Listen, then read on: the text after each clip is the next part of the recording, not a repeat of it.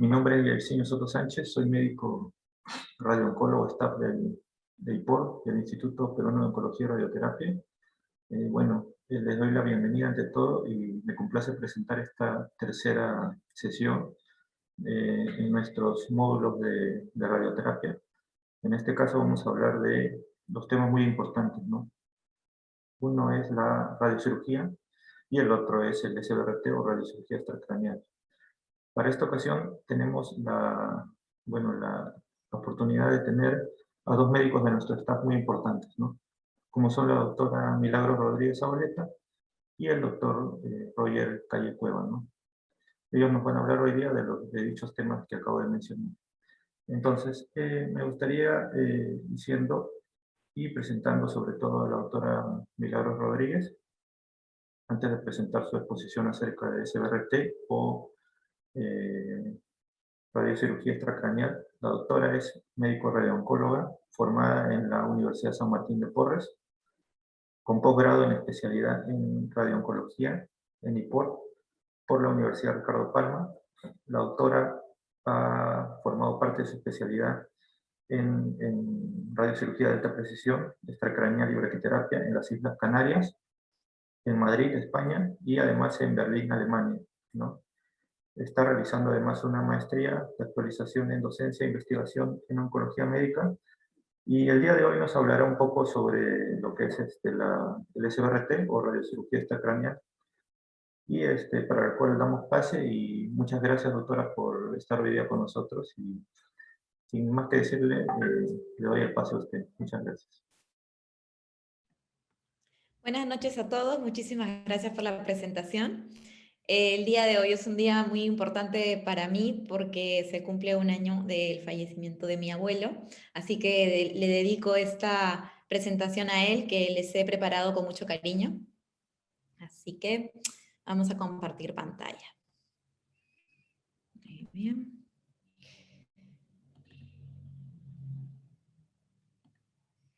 Entonces, como presentó el doctor Soto, vamos a tocar el tema de radiocirugía extracerebral, por sus siglas SBRT o SABR, que por la A en realidad proviene de la necesidad o de la explicación de la ablación que tiene esta terapia. Ablativo viene relacionado a la destrucción masiva que puede tener este tipo de terapias.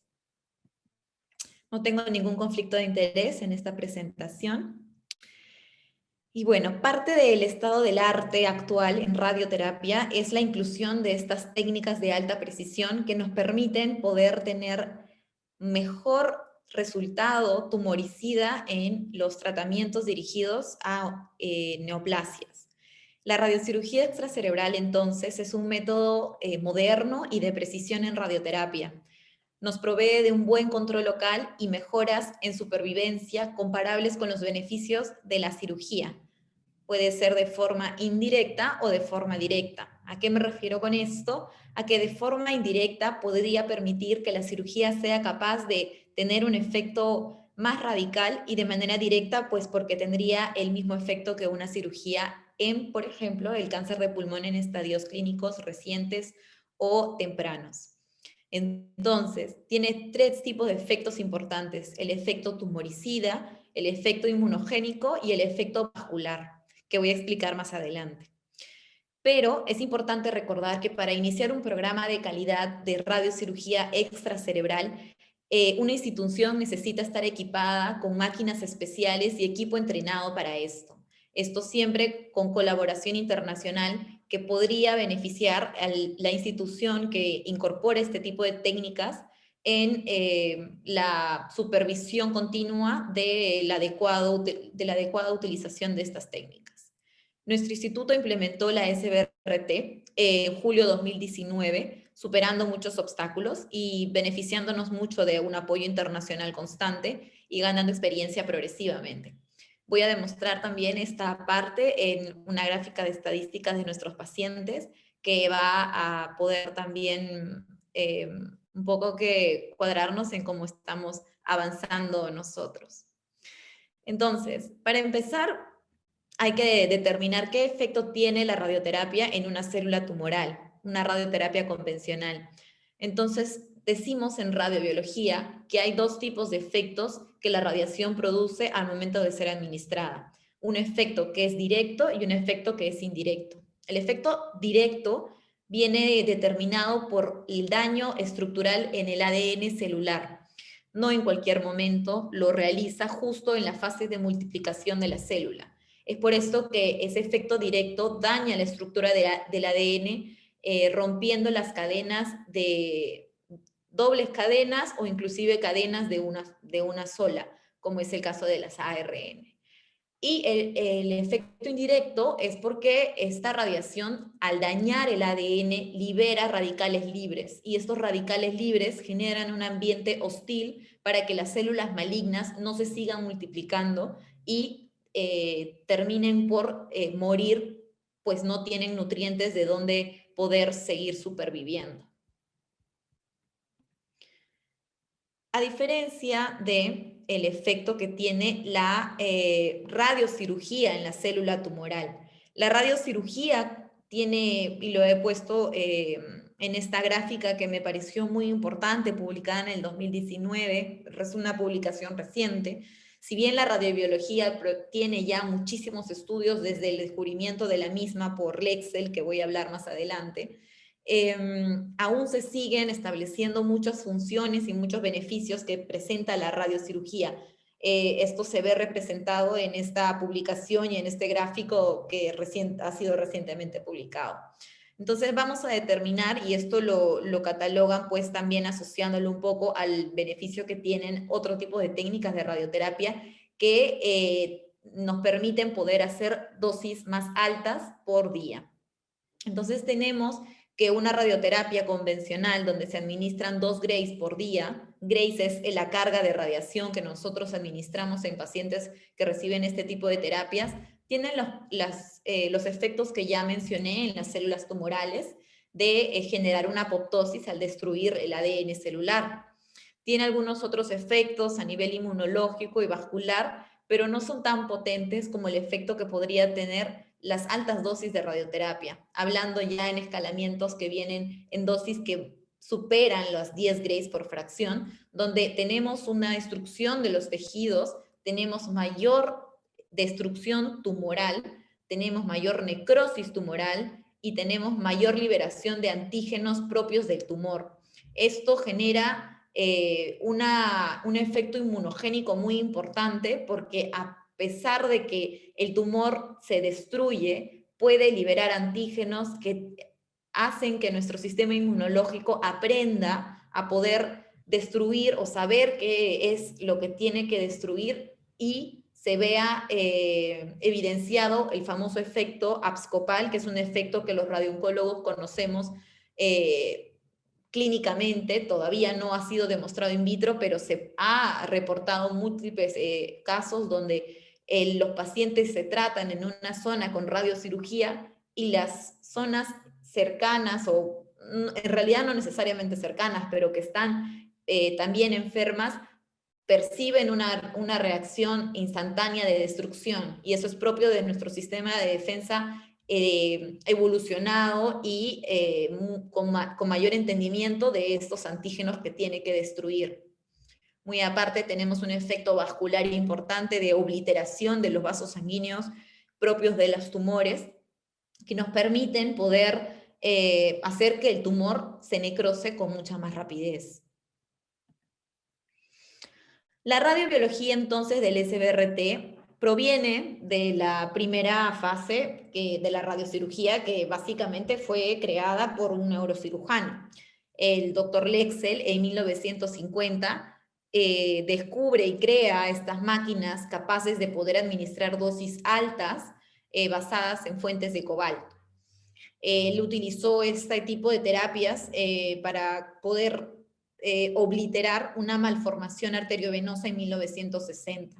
Entonces, la lógica de la radiocirugía cerebral, que el doctor Calle va a hablar luego de esta ponencia, se trata de colocar y utilizar para lesiones que estén por fuera del cerebro. Es por eso que tiene estas siglas de SBRT o Stereotactic Body Radiotherapy, porque es la misma lógica, es destruir la célula tumoral y el nido tumoral con dosis altas de radioterapia. Entonces tenemos las dos diferencias, que la radioterapia convencional genera aberraciones cromosómicas en los double strand breaks, que son las uniones de doble cadena del ADN celular, y el SBRT genera alteraciones vasculares en vasos tumorales que conocemos son vasos sanguíneos inmaduros.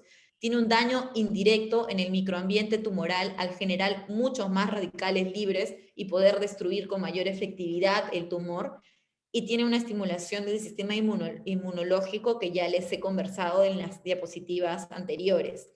Acá tenemos una imagen, por ejemplo, de un vaso sanguíneo y vemos cómo es que el vaso sanguíneo nutre a las células malignas, pero no solo las nutre, sino que al obliterar este vaso sanguíneo, ellas dejan de percibir esa nutrición y empiezan a morir. Las que quedan más alejadas de ese vaso sanguíneo se acercan mucho más al vaso sanguíneo que está cercano, y de esa manera en la siguiente sesión de radiocirugía, si es que la amerita, podemos seguir destruyendo directamente a las células que están cercanas a estos vasos sanguíneos. Y es la teoría de la reoxigenación de las células tumorales, que nos ayuda mucho a poder terminar de tratar a estas lesiones y terminar de destruirlas.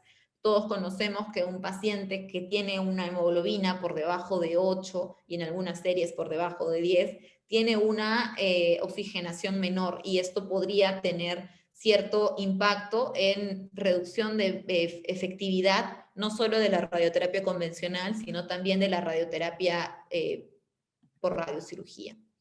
Entonces, tenemos que los principales efectos biológicos ya han sido estudiados desde la utilización de ratas. Tenemos ratas que fueron estimuladas con tumores de tipo Walker o el FSAL tumor, que son tumores de fibrosarcoma, donde se comparó el uso de radiocirugía de 15 a 25 fracciones en una sola fracción, comparado con SBRT de 30 a 50 Grays en 1 a 5 fracciones. Estos estudios en modelos de ratas con células tumorales y sus curvas de supervivencia de células demuestran las gráficas que veo o que vemos al lado de la derecha, donde al incrementar la dosis de radioterapia por sesión podemos tener un mayor beneficio de destrucción tumoral, asumiendo que el número de células en un centímetro cúbico de un tumor sería aproximadamente 10 a la 8 a 10 a la 9 células. Si asumimos que de todas esas células, solamente el 10% de esta masa son células tumorales, deberíamos eliminar como un mínimo 10 a la 7 o 10 a la 8 células para poder esterilizar un centímetro cúbico de tumor. Es por eso que se requiere de las dosis altas de radioterapia para tener un efecto tumoricida total. Esta imagen me gusta mucho porque gráficamente describe cómo es que se manifiestan estos cambios en la vascularización a la semana o inclusive al día de dos tipos de células distintas, el melanoma, por ejemplo, o el cáncer de mama, donde vemos uno que recibe 10 Grays y a la semana siguiente los vasos sanguíneos se han obliterado por completo. Y tenemos otro paciente o otra célula o una muestra de cáncer de mama que recibe 16 Grays en una sola fracción, y vemos que a las 24 horas la capacidad vascular ha disminuido notoriamente. Entonces es importante poder establecer cuándo utilizar este tipo de terapias.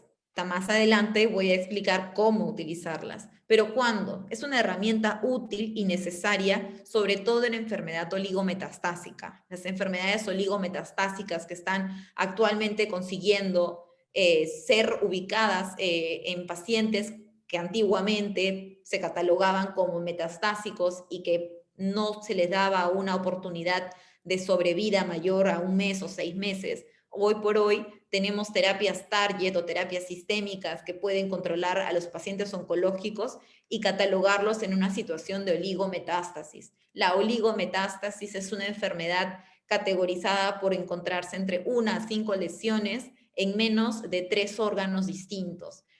Esto todavía está estudiándose en cuanto al beneficio de la radiocirugía en posiblemente mayor cantidad de lesiones. Este es algo que está publicándose en un estudio determinado como el estudio COMET, que ya estableció la duplicación de la sobrevida en pacientes con estas características de oligometástasis, y actualmente están estudiando la posibilidad de dar en 10 metástasis este mismo beneficio.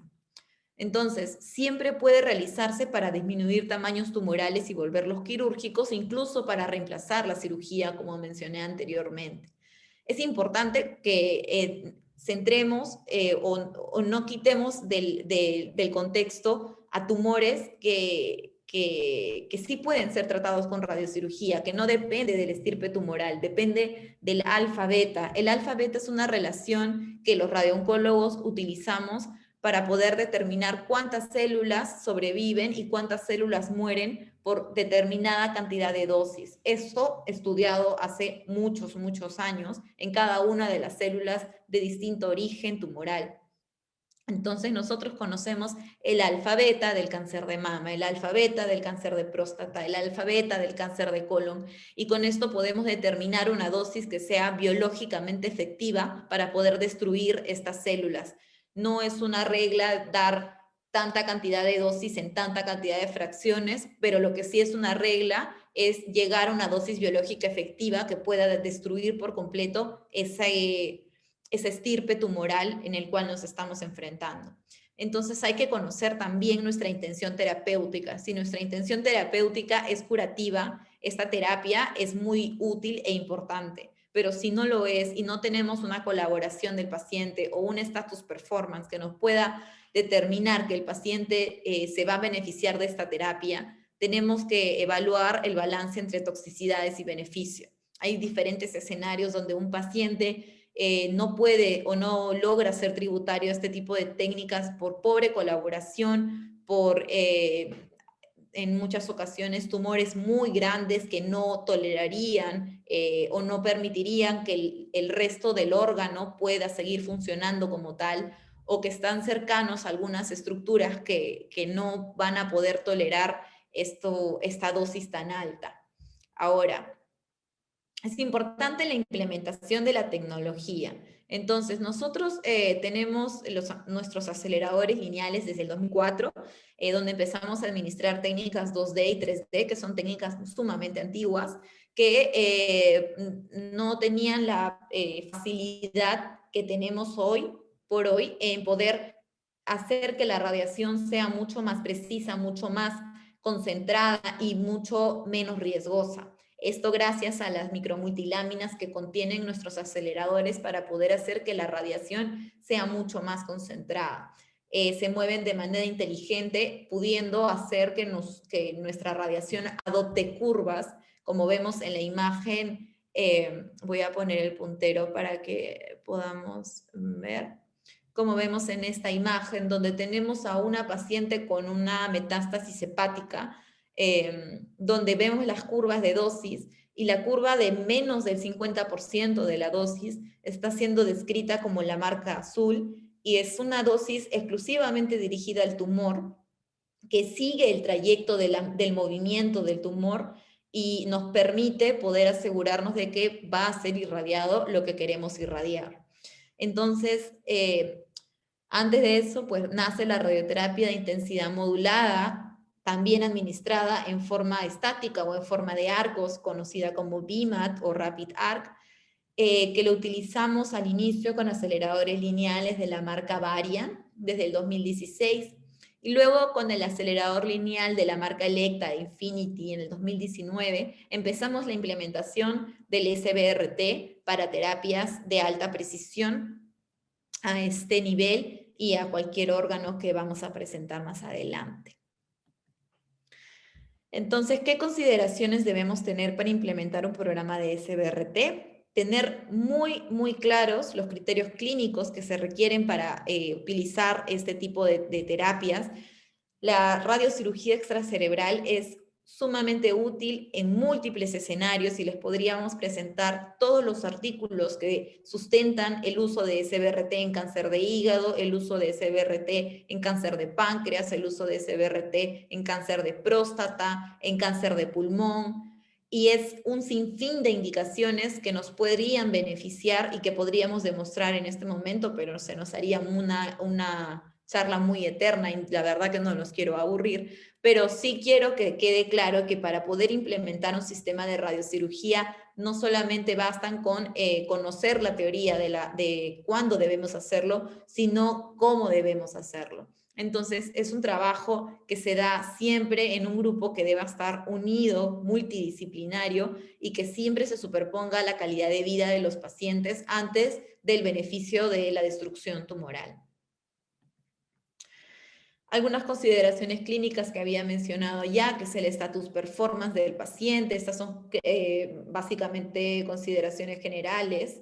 La carga tumoral que tiene el paciente, ya que por más ganas que tengamos de destruir todos los tumores que podamos ver, la carga tumoral podría ser mucho mayor y no tener un beneficio tan cercano de destruir todos los tumores que veamos. Las comorbilidades que dificulten la colaboración del paciente, saber y conocer qué terapias recibió antes de nuestra radiocirugía, tener un estadiaje correcto del paciente, estar seguros que el estadiaje es el mejor, y siempre para pacientes que tienen oligometástasis, donde se considera que las células son más resistentes a la radiación y a cualquier tipo de terapia, una dosis biológica efectiva que supere los 100 grays en 1 a 5 fracciones más, no más. Algunas escuelas hablan de 8 fracciones como sumo, pero el consenso que ha tenido tanto el grupo europeo como el grupo americano ha sido hasta 5 fracciones con una dosis biológica efectiva superior a 100 para oligometástasis, para cáncer de páncreas primario utilizar 60 o más, y para cáncer de hígado más de 80, y así sucesivamente. Entonces, esta dosis biológica efectiva la debemos conocer para poder saber qué dosificación vamos a hacerle al paciente, y recordar que siempre y cuando tengamos la posibilidad, hacerlo en menor cantidad de sesiones, porque eso siempre va a tener un beneficio mayor, ya que vamos a permitirnos dar más radiación por día. Ese es un proceso en el que nosotros elaboramos principalmente, luego de hacer la indicación de la radiocirugía, un inmovilizador adecuado. Este inmovilizador es también de la marca Electa, se llama BodyFix. Ellos lo han patentado como tal, y como pueden ver, es una colchoneta que adopta la forma del cuerpo del paciente, donde se coloca una sábana plástica conectada a un sistema al vacío que nos permite mantener una succión del aire y adherir este plástico al cuerpo del paciente, dificultando e imposibilitando el movimiento involuntario. Este movimiento involuntario es una gran incertidumbre que nos podría generar a la hora de dar tratamiento, ya que estos tratamientos suelen durar aproximadamente 20 minutos. Tenemos que tener un acelerador lineal que sea capaz de adquirir imágenes de IGRT. Estas siglas vienen por la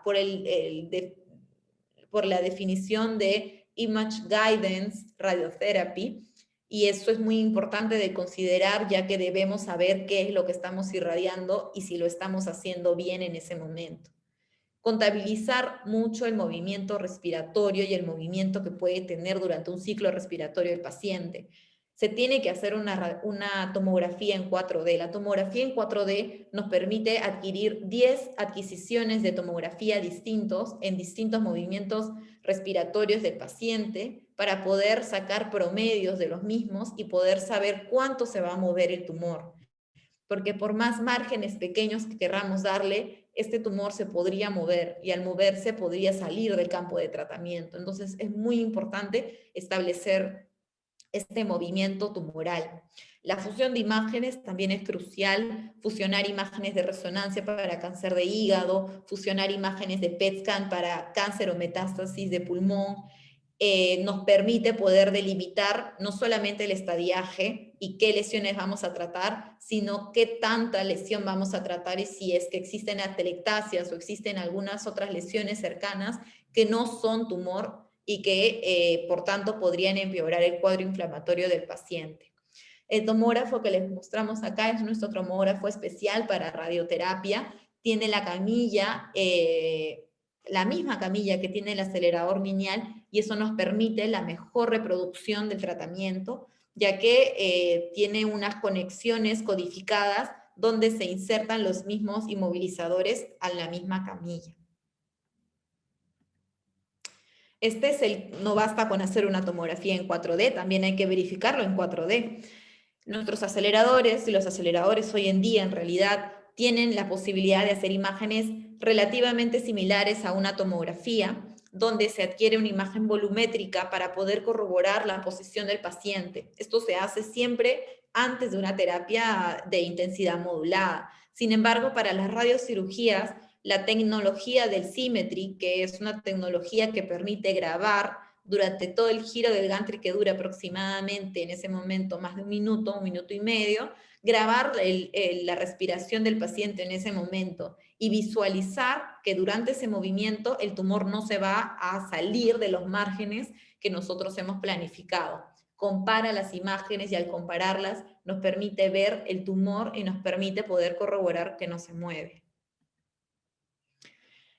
Entonces, como ya les hemos hablado de esto, los criterios del SBRT, la preparación del paciente, las inmovilizaciones y las imágenes en 4D, los contornos de acuerdo a guías internacionales, ya que estos contornos pueden variar si es que requiere o no de márgenes de enfermedad subclínica, los controles de imágenes con IGRT, hay que manejar muy de cerca los síntomas y las toxicidades agudas, y el seguimiento de los pacientes es algo que se pierde mucho en radioterapia y no lo deberíamos perder, porque es importante continuar evaluando al paciente a la semana, al mes, a los 3 meses, por las toxicidades que podríamos generar y para ver la evaluación adecuada de nuestros pacientes.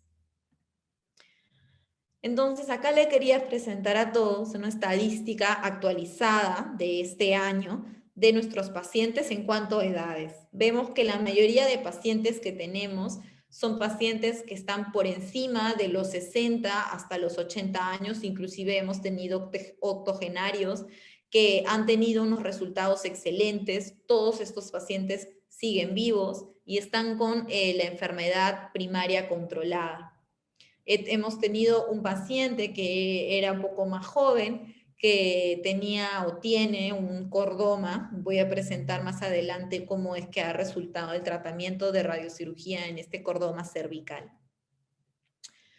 La estadística en cuanto a la zona más irradiada, o la zona que nosotros usualmente tenemos más tendencia a tratar, es la de pulmón, por el control respiratorio que tenemos y porque son zonas donde las recurrencias y oligopersistencias de cáncer de pulmón son las que tienen están más en boga en la oncología médica, y los recibimos con mucha frecuencia para poder mantener el beneficio de la inmunoterapia o de la quimioterapia en pacientes que tienen lesiones pulmonares persistentes, pero con respuesta parcial.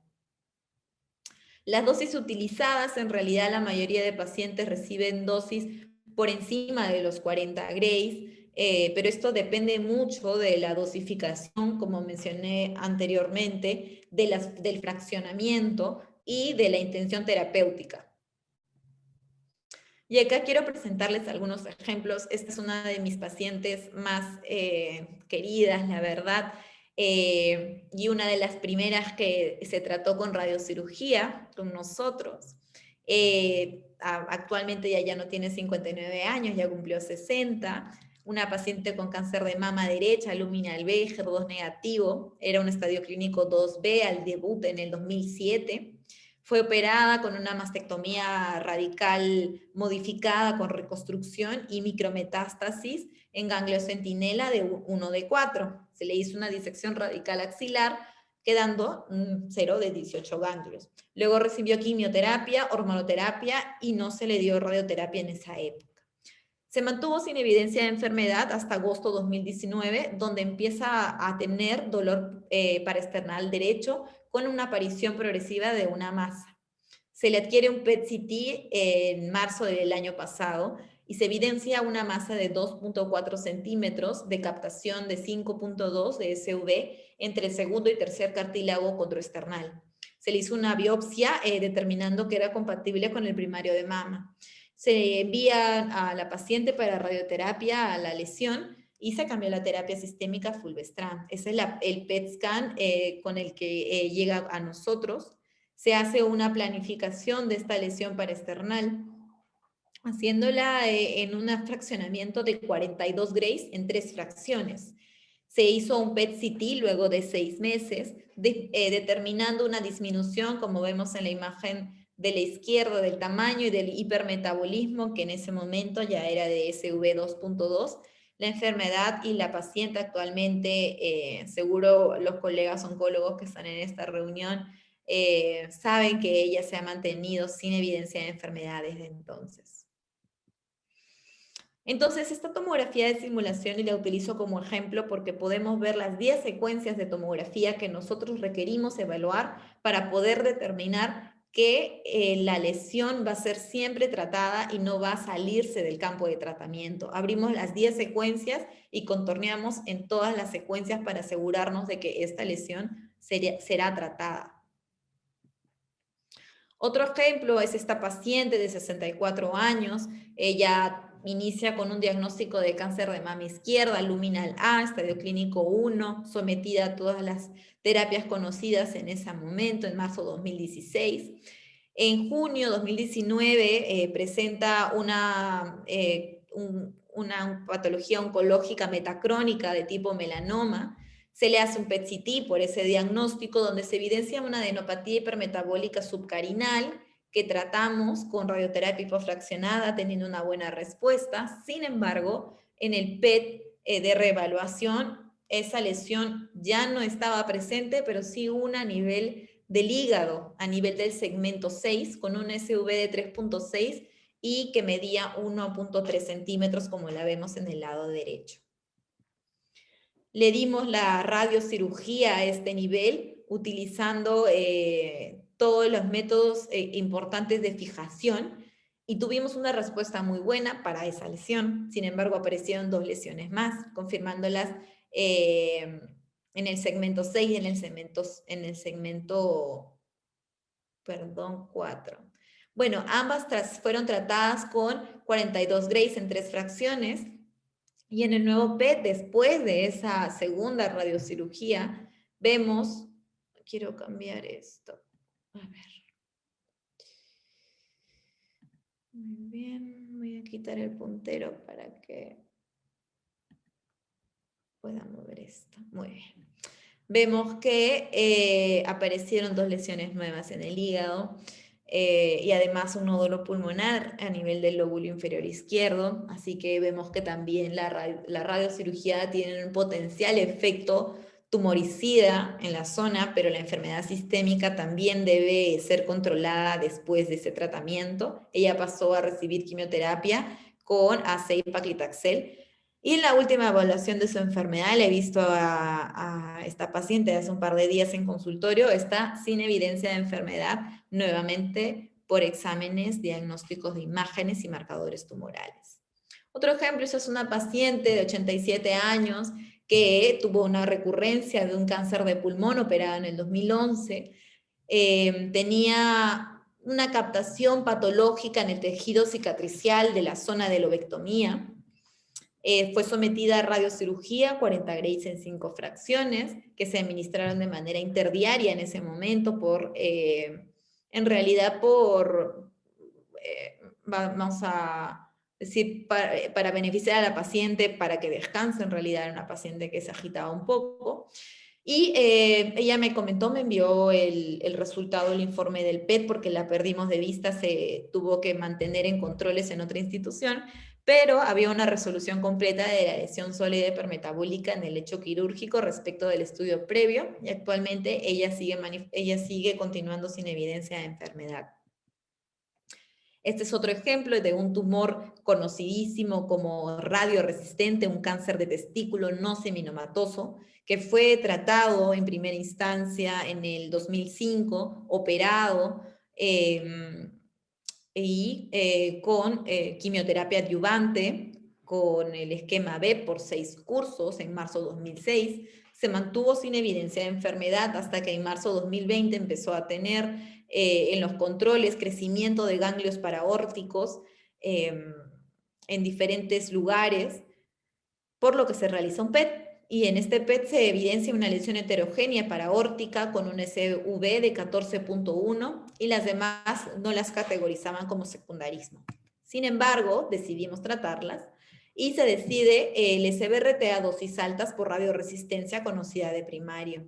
No se sometió nuevamente a una cirugía porque fue un paciente que presentó este cuadro durante inicios de la pandemia y la cirugía involucraba y estaba cerca a regiones renales y vasculares importantes como la aorta y requería de mucha intervención quirúrgica, mucha exposición y se envió a nuestro servicio para poder evaluar la posibilidad de una terapia alterna y esta fue la que le presentamos. Él tuvo que recibir 54 Grays en 3 fracciones, que las administramos de manera interdiaria y fue concomitante con etoposído y carboplatino. Se le hizo un PET-CT, como vemos en el lado izquierdo, ya después de 6 meses, donde se evalúa una marcada disminución y fragmentación de la lesión heterogénea hipercaptadora paraórtica, que en ese momento ya solamente captaba 2.3. Este es otro paciente, esta es una paciente con las siglas TZB, 61 años, tiene un diagnóstico de cáncer de colon transverso, estadio clínico 3, donde se le realizó colectomía parcial más quimioterapia adyuvante y se mantuvo en controles hace 2 años aproximadamente, pero se pierde de vista también por la pandemia y al control se evidencia una recurrencia intraabdominal por PET scan. Se le hace una quirúrgica de 3 nódulos captadores, pero uno de ellos estaba cercano a la arteria mesentérica superior, lo cual fue imposible para el cirujano poderlo retirar. Es enviada a nosotros para terapia de radiocirugía extracerebral con el uso de compresión abdominal. Este es un prototipo que usamos nosotros para poder dificultar el movimiento intestinal y el movimiento diafragmático y evitar que esas lesiones tengan mucho movimiento. Esta fue la planificación de la paciente. Aquí vemos las curvas de dosis, donde el rojo es la dosis total y el azul es la dosis del 50%, que no debe estar muy lejos de la zona interna de la dosis total para evitar toxicidades. Y el resto del colon, claro, con una protección adecuada para que no tenga repercusiones a largo plazo. La paciente se mantuvo asintomática durante todo el tratamiento. Este es otro paciente y es el último que les voy a presentar. Tuvo el diagnóstico de un cordoma, operado, 36 años. Vemos las imágenes de la primera o con las que llega al consultorio en el lado de la derecha. Vemos un cordoma a nivel cervical que alteraba completamente el sistema neurológico de todas las extremidades superiores, inferiores, no controlaba esfínteres, era un paciente que estaba totalmente cuadripléjico. Él es enviado a nosotros para que podamos ofrecer un tratamiento ablativo con radiocirugía, pero este cordoma tenía un inicio intramedular. Fue un reto total poder hacer un tratamiento de radiocirugía a nivel cervical, donde el daño neurológico que podría haber causado la radiocirugía era un riesgo muy alto. Sin embargo, en las imágenes que vemos al lado izquierdo, 3 meses después del tratamiento con radiocirugía a dosis de 27 Grays en 3 fracciones, tuvo un resultado estupendo. Vemos en el medio la médula que ya no estaba comprimida ni empujada hacia el lado contralateral. El paciente actualmente está con una recuperación del 95% de sus funciones motoras, puede manejar, puede correr, puede saltar, puede hacer todo lo que no podía hacer antes, y esto gracias a que el tratamiento de radiocirugía tuvo un efecto totalmente satisfactorio en este paciente. Es un caso para reportar. Y bueno, eso era todo lo que quería presentarles el día de hoy, los beneficios de la radiocirugía extracerebral, cómo la realizamos en nuestro servicio. Definitivamente hay otros métodos de inmovilización que también son muy útiles, pero tenemos una experiencia que está creciendo cada día y cada mes que van pasando, y pues esperamos que este crecimiento siga en adelante, y les agradezco a todos por la atención recibida el día de hoy. Cómo ha crecido, ¿no? Con todas estas técnicas modernas y, bueno, dando a conocer siempre que el tipo de paciente que tenemos ahora es diferente, ¿no? Ya no es el paciente de años o siglos atrás, donde el paciente de ahora es un paciente que es prácticamente un líder, tal vez una persona, jefe de un banco o algún funcionario que la expectativa de vida lo tiene que seguir manteniendo. Entonces, estas técnicas son excelentes para ese tipo de pacientes, ¿no? Yo tenía algunas preguntas para hacerle acerca de la ponencia. Con referencia a la parte o la relación que tiene inmunológicamente el SBRT con estas técnicas que se aplican, básicamente con el sistema inmunológico, ¿cuál es la relación en sí? Y además, si es que cuando usa usted SBRT, ¿usted prefiere no usar quimio, la usa o la deja para después? Quería saber más o menos o quería saber la experiencia de usted, ¿no? Ok. Muchas gracias por la pregunta. Sí, en efecto, el efecto inmunológico que tiene la radiocirugía es muy importante y se da gracias a la presentación de antígenos hacia las células dendríticas que estimulan a los linfocitos para que estos puedan ser más poderosos frente a esta destrucción tumoral y puedan reconocer las células que deben ser atacadas y destruidas. El hecho de dar inmunoterapia concomitante con la radioterapia o radiocirugía es muy importante, y dice, según la literatura, que no debe ser en un tiempo que supere el mes entre dar la radiocirugía y dar la inmunoterapia. Incluso se puede dar la inmunoterapia el mismo día de la radiocirugía, a diferencia de la quimio. La quimioterapia tiene que tener un tiempo de intervalo de mínimo 3 a 4 días para que el paciente no tenga una toxicidad mayor. Y esto pues es las recomendaciones generales. Sin embargo, pueden existir algunos pacientes que requieran de quimioterapia en ese momento, y hay que tener consideraciones en las dosis para este tipo de pacientes, pero son casos muy particulares, ¿no? En la mayoría de las guías clínicas hablan de esperar de 3 a 4 días como mínimo para poder reinstaurar una nueva terapia sistémica en estos pacientes. Muy bien. Tenía otra pregunta además. Bueno, viendo los diferentes casos que ha tenido usted, ¿cuál es el órgano o el OART que le cuesta más, le da más dolores de cabeza? ¿O qué tipo de, no sé si es en pulmón, en hígado, tal vez en próstata o en páncreas? ¿Cuál es el que tiene más preocupación, ¿no? Que tiene mucha advertencia a la hora de hacer sus tratamientos, ¿no?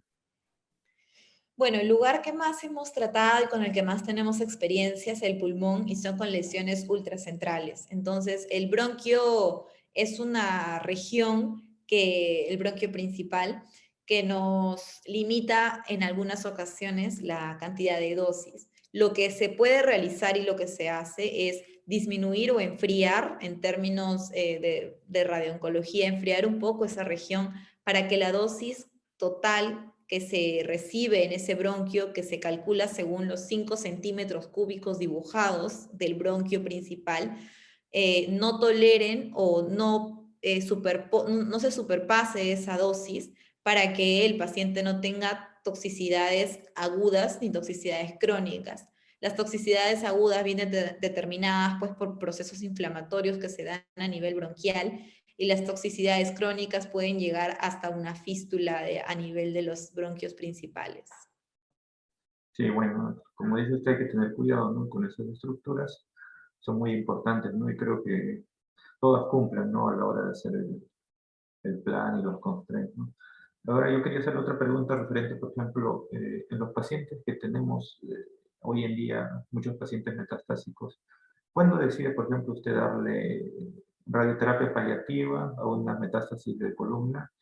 ¿Y cuándo ya decide hacer usted ese BRT, no? ¿En qué caso más o menos lo direcciona eso? Sobre todo en columna, ¿no? Claro. Las metástasis en columna hoy en día se están tratando con radiocirugía, dependiendo de la magnitud del daño en la vértebra que se va a tratar, ya que la vértebra debe ser contorneada de acuerdo a las guías clínicas, dividida en 6 partes y pues tomando en cuenta las partes adyacentes para incluirlas dentro del tratamiento de radiocirugía. Sin embargo, si estamos frente a un paciente con metástasis masiva de las vértebras, compresión vértebromedular marcada e instaurada, o cuando tenemos a un paciente con una carga tumoral excesiva, derrame pleural, ascitis u otros componentes que no tendría sentido hacerle una radiocirugía y someterlo a una inmovilización como tal y frente a un beneficio muy pobre, no estaría indicada este tipo de terapias, ¿no? Más si es una lesión única o de repente, como mencioné, hasta 5 lesiones, sí se puede hacer un tratamiento con intención ablativa. Claro, muy bien, sí. Una última pregunta, doctora, para pasar a la siguiente ponencia del doctor Roger. Vimos diferentes tipos de inmovilizadores, ¿no? ¿Y cuál es el que preferiría usted en caso, por ejemplo, no sé, en cuáles usa el compresor, el blue back, o tal vez la respiración al aire libre, ¿no? ¿En qué tipos de neoplasias o metástasis los usaría usted, ¿no? El compresor abdominal tiene un uso muy importante en lesiones que están cerca al diafragma, en el lóbulo inferior de ambos pulmones. Tiene una función muy importante en cáncer de hígado, siempre y cuando el dolor no empeore con la compresión abdominal. Y también en lesiones que se encuentren a nivel del retroperitoneo. Cuando hablamos o tenemos lesiones pulmonares que están cerca al mediastino, las posibilidades de movimiento con la respiración no son muchas. Entonces, el body fix tiene un control de la respiración porque la limita. Sin embargo, con el compresor abdominal no hay una diferencia de movimiento torácico marcado. Entonces, no tiene mucho, no nos ayuda mucho a este nivel. Sin embargo, en otras regiones sí. Ok, ya estamos ahora más claros en todo este tema muy, muy importante, ¿no? Del CRT, doctora. Y agradezco una vez más su ponencia, muy, muy ilustrada, muy explicativa, y damos pase ahora sí al doctor Roger Calle Cueva, ¿no? Muchas gracias, doctora, de nuevo. Muchas gracias. Pasamos al doctor Roger Calle Cueva.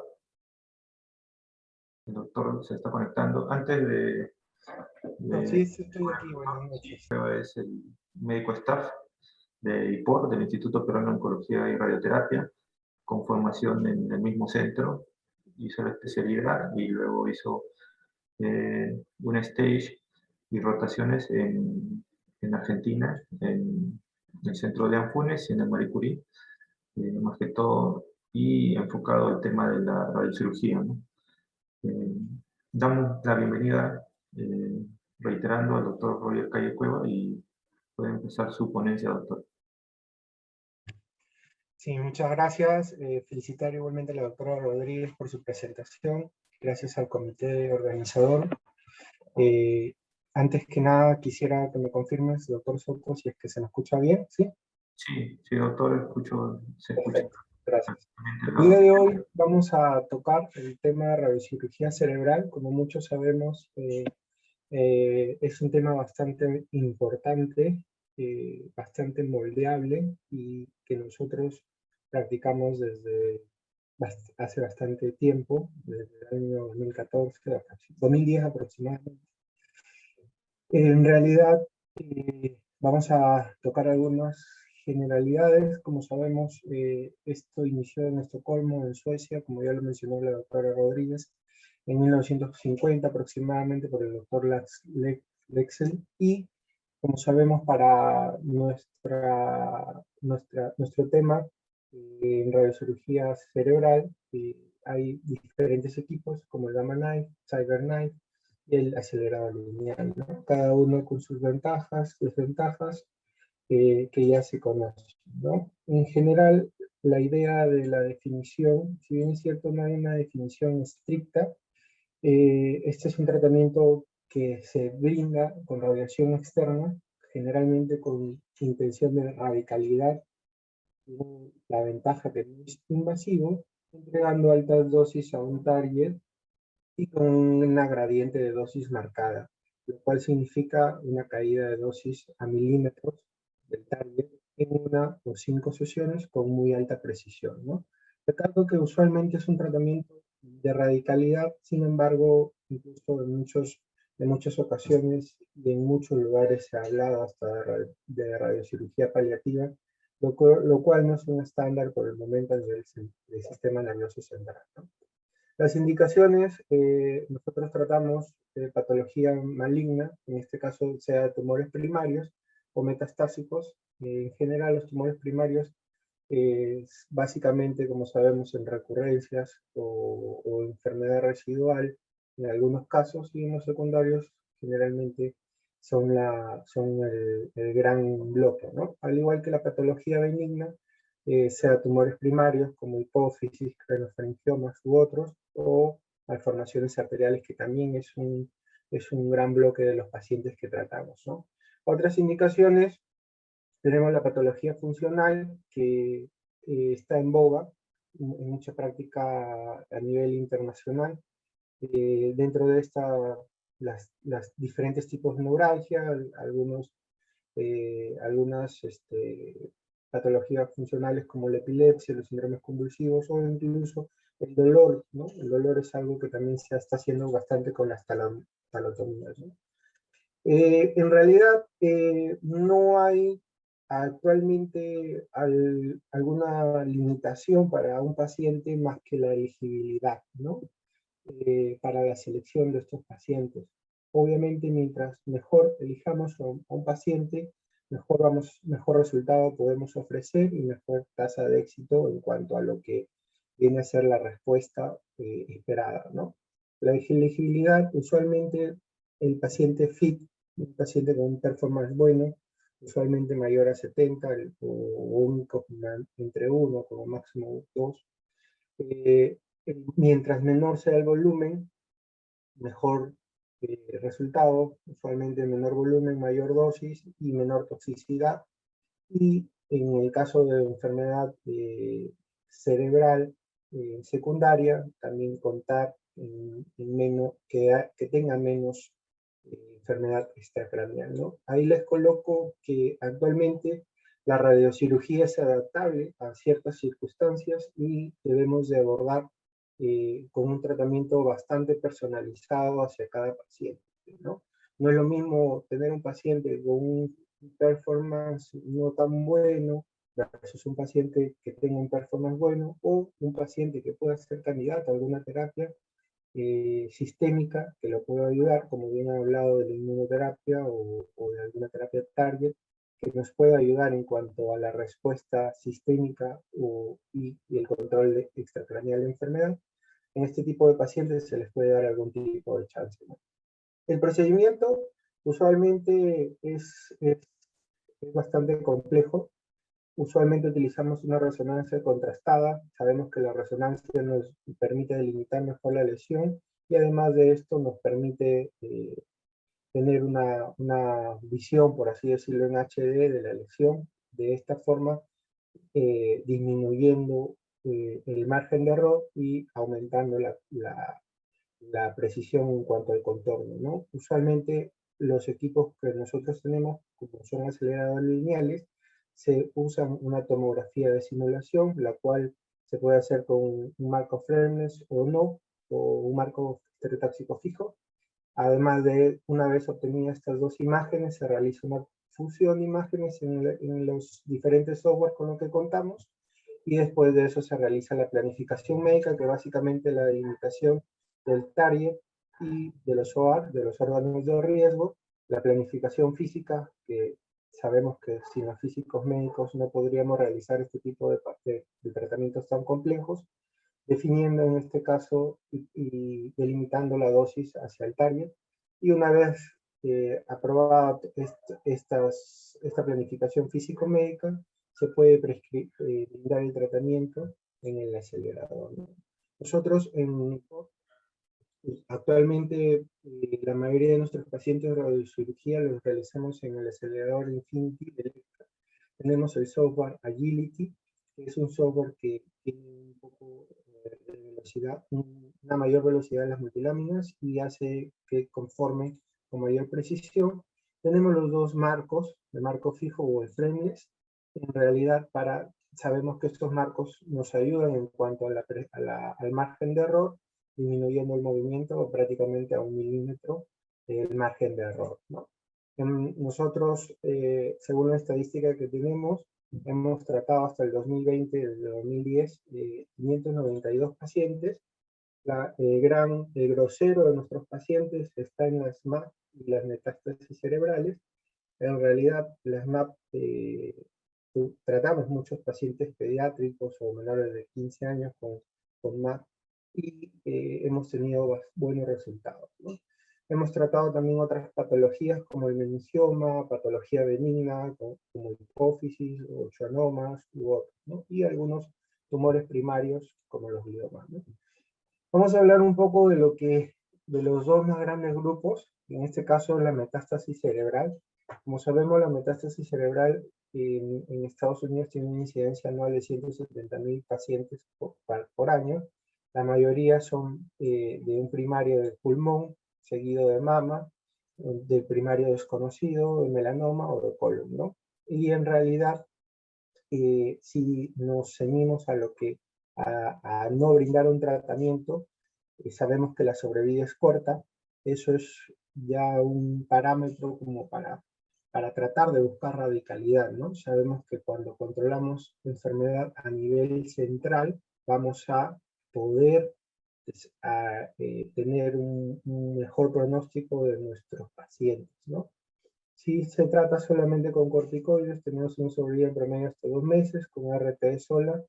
Me estoy hablando de cráneo usualmente, o radiocirugía en alguna de sus formas, hasta 4 meses, cirugía sola 6 meses y cirugía más radioterapia entre 9 y 19 meses. Obviamente esto dependiendo mucho del escenario de cada paciente, ¿no? Entonces, en cuanto a lo que es metástasis cerebrales, sabemos que la mayoría de cánceres que nos arrojan metástasis es el pulmón, la mama, el cáncer renal, el melanoma y algunas neoplasias gastrointestinales, ¿no? El riesgo de hacer una metástasis en cáncer de pulmón durante su evolución es hasta de un 20%, una metástasis cerebral.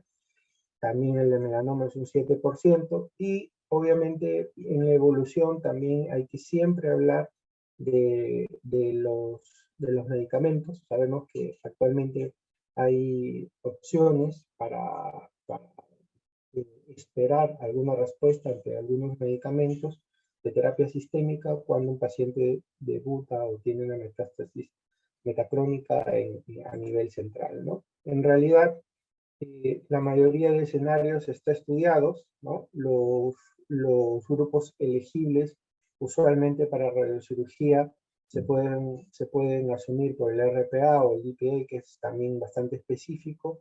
Los grupos target para elegibles para lo que es radiocirugía vienen a ser los que tienen RPA1 o RPA2, que prácticamente tienen una sobrevida promedio mínimo de 4.2%,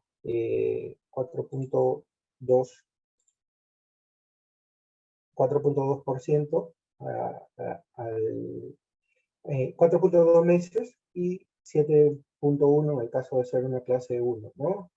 Sabemos que esto obviamente interesa el performance, el primario, que esté controlado o no, la edad, la enfermedad sistémica y usualmente la presentación es entre el 20% para clase 1, o sea, son pocos pacientes los que en clase 1 con un RPA al debut para un tratamiento con radiocirugía. El gran grosor está en el clase 2, un RPA clase 2, que se presenta hasta un 65%, ¿no? Hay otros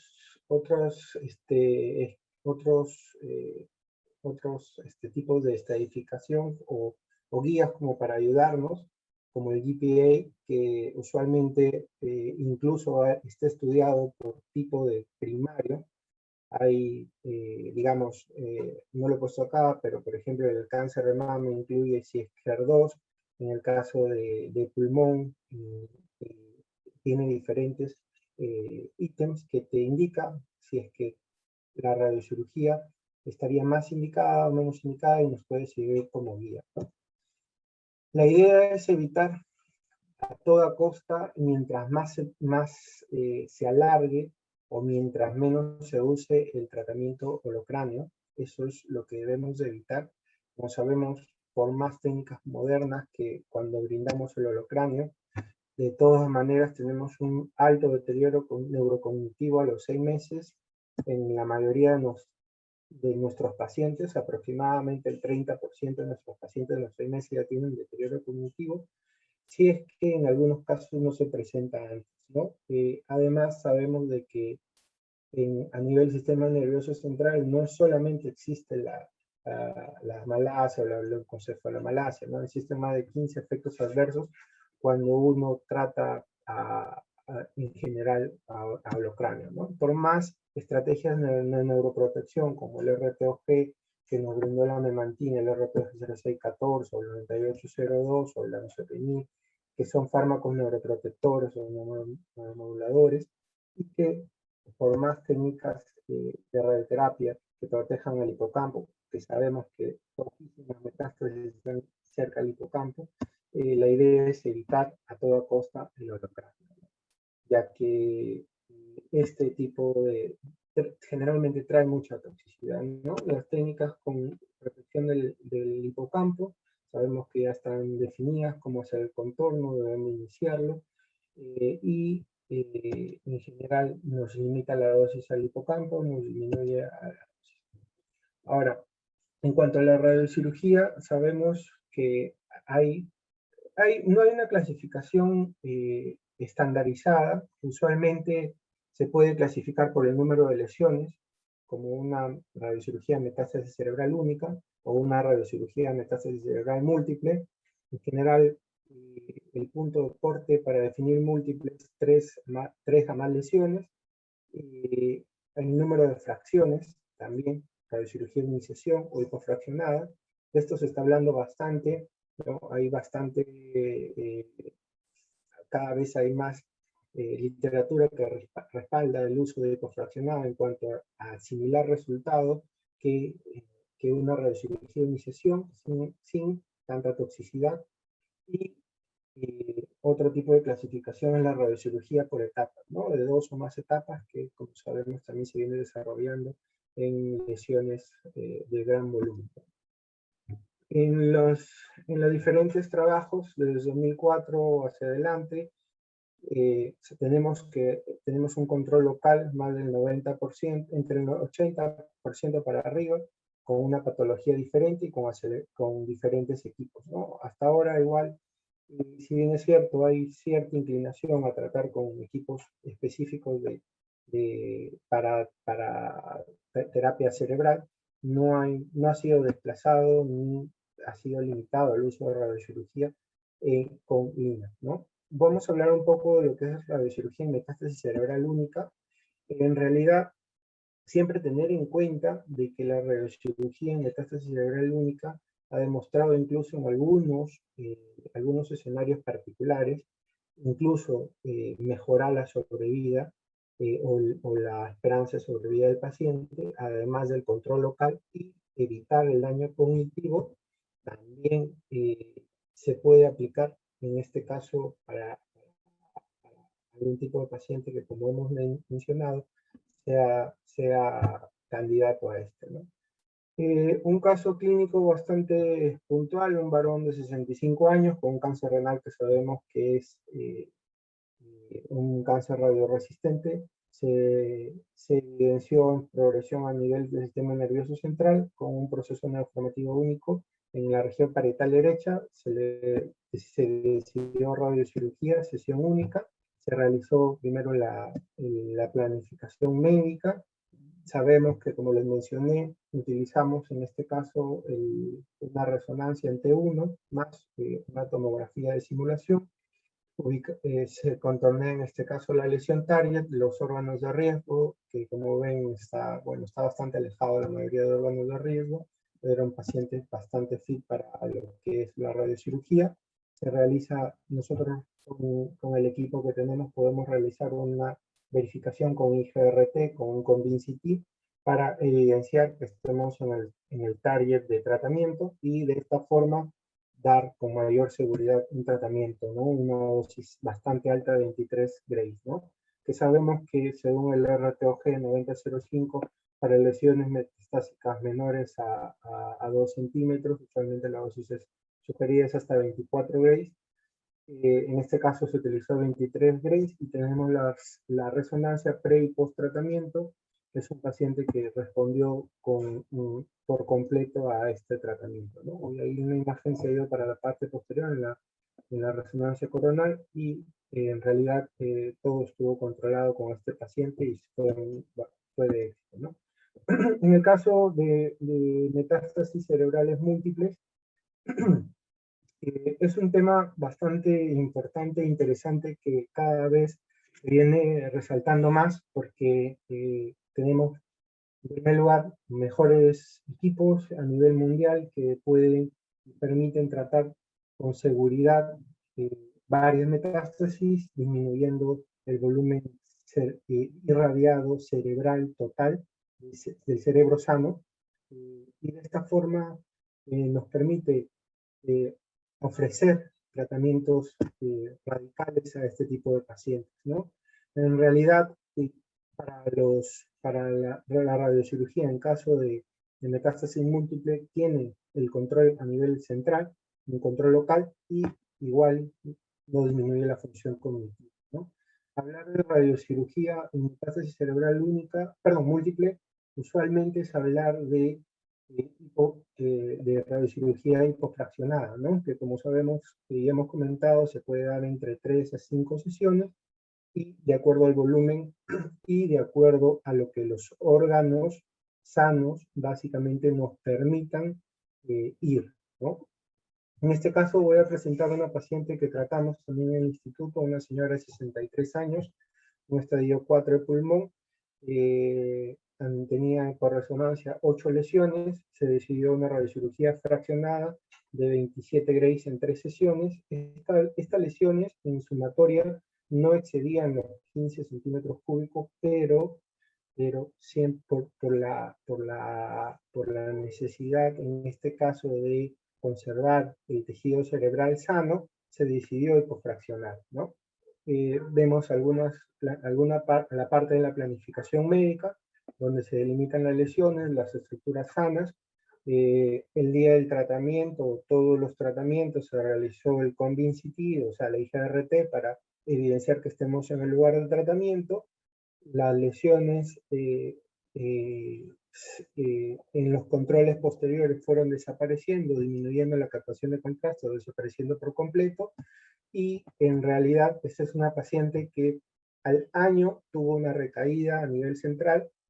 Como los que nos dedicamos a hacer radioterapia sabemos que eso es algo de éxito, y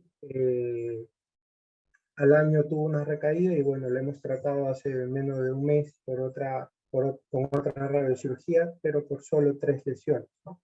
La enfermedad sistémica se mantuvo estable, así que, y por condiciones fit de los pacientes, se sugirió nuevamente otra radiocirugía, ¿no? Otra cosa bastante importante es la radiocirugía en lecho quirúrgico, ¿no? Según los estudios, usualmente una cirugía que se opera y luego va a una metástasis cerebral, sea múltiple o única, que se opera, luego va a radiocirugía, tiene un mejor control, una menor recaída local. Ahora, hay discusiones si es que dar márgenes o no. Los asiáticos usualmente, o europeos usualmente, tienden a dar márgenes, los norteamericanos no, pero igual el control local es bastante alto, ¿no? Como sabemos, siempre la idea es determinar el control local en este tipo de pacientes, ya que la minoría se puede ayudar, un grupo muy, muy selecto se puede ayudar en la sobrevida, como hemos mencionado básicamente, en pacientes que tengan metástasis única, ¿no? Otra opción de tratamiento es la radiocirugía para malformaciones arteriovenosas, que como les mencioné era nuestro otro gran grupo. Siempre hay que considerarla como una opción de tratamiento, igual no es invasiva. La mayoría de los vasos, el 80% de los casos tratados, se obliteran, lo que sí demora entre 2 a 3 años el seguimiento. Tiene un riesgo bajo de complicaciones. Siempre hay que igual seleccionar bien el paciente, ¿no? Las MAP no quirúrgicas o en terapia definitiva, cuando uno tiene un hallazgo de una MAP, puede pensar como una terapia primaria la radiocirugía en caso de lesiones pequeñas o áreas elocuentes o profundas, en pacientes que no son candidatos a la cirugía o embolización, o en MAP residuales, ¿no? Luego de ser operadas o luego de ser embolizadas, ¿no? Y en caso de ser voluminosas, también se puede ofrecer radiocirugía en estadía, en 2 stage o en 3 etapas o en 2 etapas, o de lo contrario, hacer radiocirugía fraccionada en 3 a 5 sesiones, ¿no? Este es otro caso clínico que tuvimos, es un paciente varón de 23 años, MAP embolizada parcialmente, se decidió 19 Grace en una sesión, igual la planificación médica sobre la región afectada por la MAP, en este caso igual contorneamos la lesión y los órganos de riesgo, con el acelerador, y como vemos, este tipo de tratamiento nos permite hacer un tratamiento con seguridad, una MAP igual alejada de áreas elocuentes y de órganos de riesgo, ¿no? Ese tratamiento se dio con bastante éxito y el paciente igual aún está en estudio de control. Sin embargo, como se espera, está asintomático por el tratamiento, ¿no? Usualmente, como les mencionaba, las MAP se pueden fraccionar de acuerdo al volumen. Se sugiere fraccionar, igual que en cualquier tratamiento a nivel central para radiocirugía, mayores de 15 cc o centímetros cúbicos para adelante y por fraccionar. Y las dosis usualmente están estudiadas para los diferentes escenarios, ¿no? Eso es lo que quería compartir con ustedes el día de hoy. Bueno, espero que haya sido de su agrado y si tienen alguna pregunta, estaré atento. Un ítem bastante importante en cuanto a lo que es diferenciar una radionecrosis versus una pseudoprogresión. En realidad, la idea sería basarse en imágenes, ¿no? Como por ejemplo lo que es bastante estudiado, pero no practicado. Un ítem bastante importante en cuanto a lo que es diferenciar una radionecrosis versus una pseudoprogresión. En realidad, la idea sería basarse en imágenes, ¿no? Como por ejemplo lo que es bastante estudiado, pero no practicado, o bueno, al menos no lo vemos tan estandarizado en Perú como es la secuencia TRAN, que es la resonancia al minuto y a los 45 minutos en secuencia T1 post-gadolíneo, o hacer estudio de permeabilidad capilar para diferenciar el consumo de contraste o no a nivel de la lesión, ¿no? La radionecrosis es algo que se puede presentar cuando cedemos los puntos calientes, por así decirlo, eh, irradiamos de más en una zona más sensible. Sabemos que igual las zonas cerebrales están estudiadas por sensibilidad, ¿no? Tenemos áreas que son menos sensibles a la radiación versus áreas que son más delicadas, como el área temporal o el cerebelo, y de esta forma siempre hay que tener cuidado, ¿no? En realidad es algo que puede pasar, no hay una asociación más que directa a la dosis y a las curvas de las isodosis de la radiación para que se pueda desarrollar, ¿no? Si se presenta, obviamente se puede tratar quirúrgicamente o con corticoides a alta dosis por al menos 15 días, ¿no? La idea es que no sea sintomática principalmente. Claro, sí, como dijo usted, ¿no? Es importante las regiones, ¿no? Del encéfalo difieren, ¿no? De radiosensibilidad unas de otras, ¿no? También ver el tema, ¿no? Del B10, B12 es importante, ¿no? Para el futuro. Claro, exacto, el volumen cerebral. Nos da un pronóstico, ¿no? Muy importante la apreciación. Ahora, en el caso de tener una metástasis en el tronco, ¿cómo sería el manejo, la expectativa, ¿no? Una metástasis tal vez pequeña en el mismo tronco. Las metástasis en el tronco siempre son un reto, igual hemos tratado algunas en el instituto. La idea es siempre darle al target disminuyendo los puntos calientes a nivel de tronco sano, ¿no? En realidad, cuando uno trata tronco, hay guías que son un poco más permisibles, ya no nos limitamos a los 12 grays a nivel de algún punto o al 0.3 centímetros cúbicos del tronco sano, nos limitamos básicamente hasta 14 grays, pero con mucho cuidado, ¿no? Siempre ver el beneficio versus el riesgo, ¿no? Y definitivamente tiene que ser lo más pequeño las lesiones para que no haya un volumen grande y por ende más riesgo de toxicidad, ¿no? Claro, sí, tiene mucha razón. En el caso ahora de tener, por ejemplo, unas metástasis muy grandes, ¿cómo las enfoca usted para el tratamiento? ¿Tal vez las prefiere fraccionar o en Sí, estadio? es otro tema bastante interesante el de fraccionar. Generalmente, como les mencioné, a partir de 15 centímetros cúbicos se sugiere fraccionar. Sin embargo, obviamente esto depende de cómo te quede tu dosimetría por paciente, ¿no? A veces, por más que sea una lesión de más de 3 centímetros de diámetro, te llega a cumplir tus constraints y de esa forma puedes tratar con seguridad, ¿no? Sabemos que por el momento la hipofraccionada no ha desplazado, la radiocirugía hipofraccionada no ha desplazado a la radiocirugía de iniciación, porque es la que es más estudiada, ¿no? Sin embargo, como recalqué, cada vez más hay resultados que nos indican que la radiocirugía hipofraccionada tiene un control similar, por no decirlo no inferior, al de la radiocirugía de iniciación, pero con menores efectos adversos, ¿no? Porque te permite que el tejido sano no reaccione hacia esto, ¿no? Usualmente cuando uno tiene una metástasis de un volumen considerable, o varias metástasis que al final hacen un volumen considerable, puedes hacer hipofraccionada o hacerla en estadios, ¿no? En 2 o 3 etapas, ¿no? Cuando la haces hipofraccionada, te vas a los diferentes esquemas que hay. La idea es siempre tener un BET igual alto. Los esquemas van desde 30 en 5 para arriba.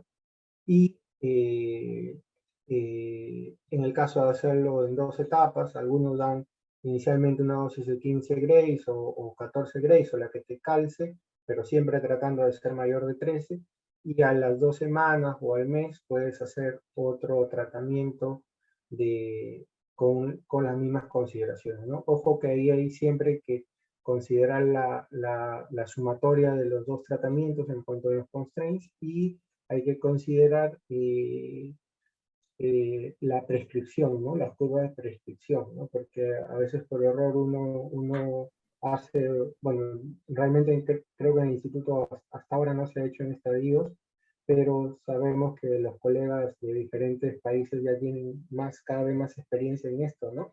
Básicamente igual creo que en Centroamérica es donde más lo están eh, llevando a cabo, ¿no? Entonces, te dicen que se prescribe idealmente a la curva del 50%, ¿no? Igual hay que tener en consideración eso, ¿no? Por el momento nosotros hacemos radiocirugía hipofraccionada en lesiones que sean voluminosas, ¿no? Sí, muy bien. Como dice usted, ¿no? En algunos lugares ya innovan y bueno, ven, ¿no? Que uno ve que la siguiente sesión el volumen ya ha disminuido muchísimo, ¿no? Y eso nos ayuda bastante a reducir el riesgo de radionecrosis, ¿no? Y ahora una última pregunta.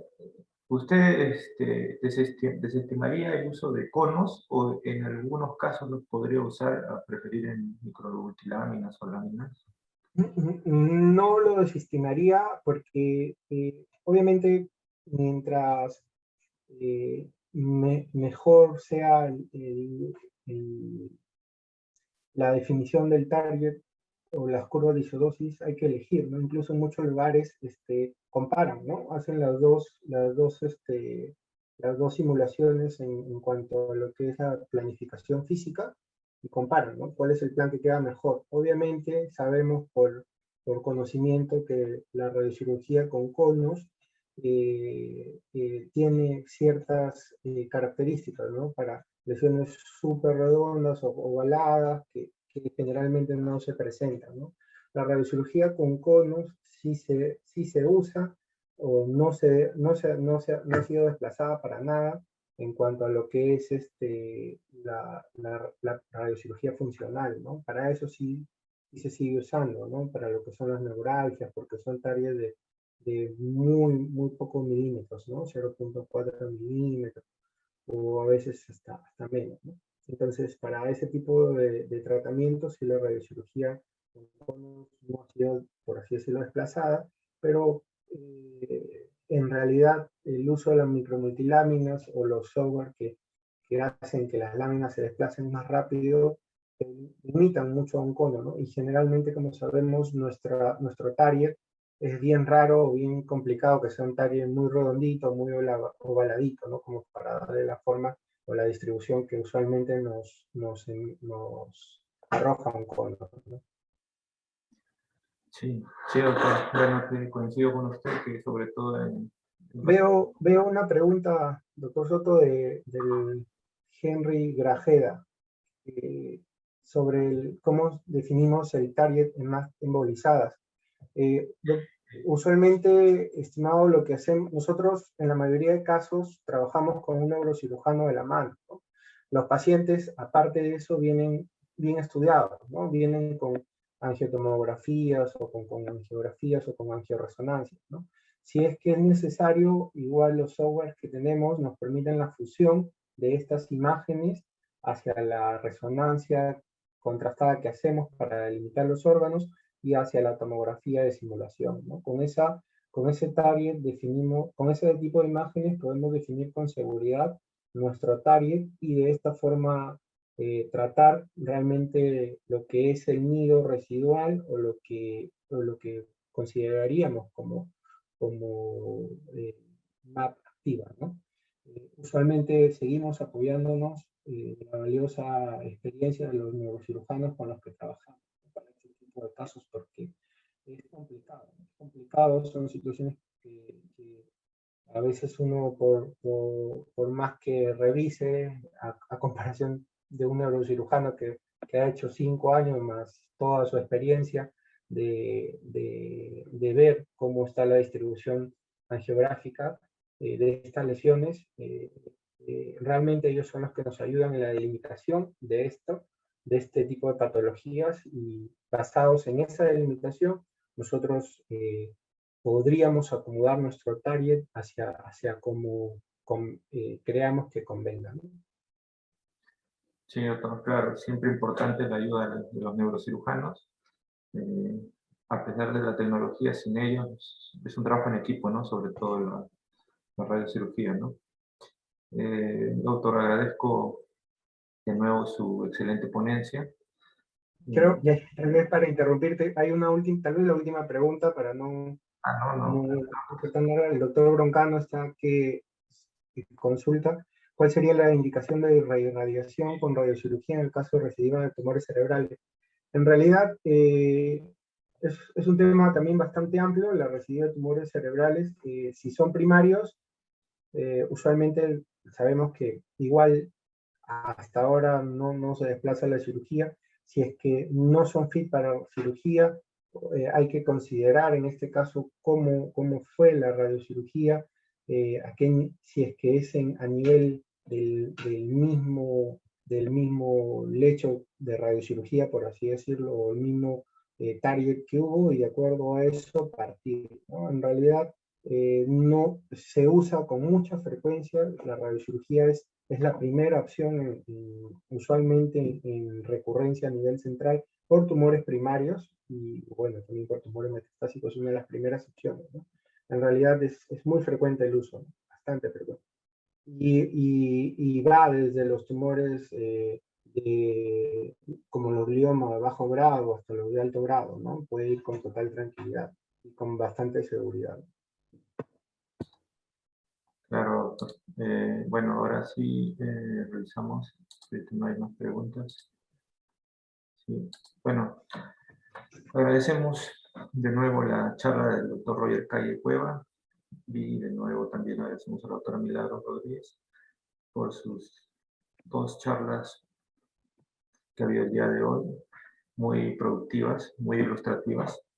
Y bueno, no me queda nada más que decir que agradecer la participación del público y invitarlos, ¿no?, a la siguiente exposición, la última ya, de esta serie de 4 exposiciones, y desearle buenas noches a todos y muchas gracias de nuevo por estar con nosotros hoy.